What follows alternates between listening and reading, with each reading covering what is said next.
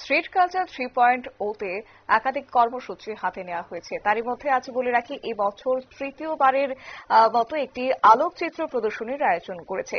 আর এই অনুষ্ঠানে এদিন বিশেষ অতিথি হিসেবে উপস্থিত ছিলেন ত্রিপুরা বিশ্ববিদ্যালয়ের জার্নালিজম এবং মাস কমিউনিকেশন বিভাগের অধ্যাপক ডক্টর দীপক উপাধ্যায়। এছাড়াও এদিন বিশেষ অতিথি হিসেবে উপস্থিত ছিলেন দেশের বিশিষ্ট আলোকচিত্র শিল্পী রাজ সরকার।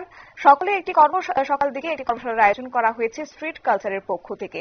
আর এই কর্মশালাকে কেন্দ্র করে আলোকচিত্র শিল্পের ব্যাপারে জ্ঞান বন্টন করেছেন রাজ সরকার।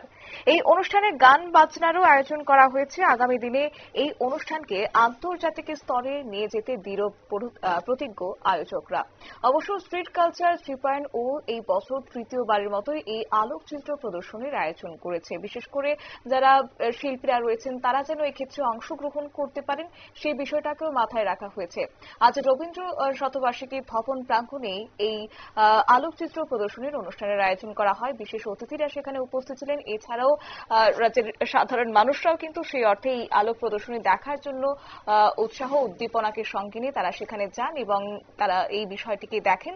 এদিন উপস্থিত ছিলেন ত্রিপুরা বিশ্ববিদ্যালয়ের জার্নালিজম এবং মাস কমিউনিকেশন বিভাগের অধ্যাপক ডক্টর দীপক উপাধ্যায়।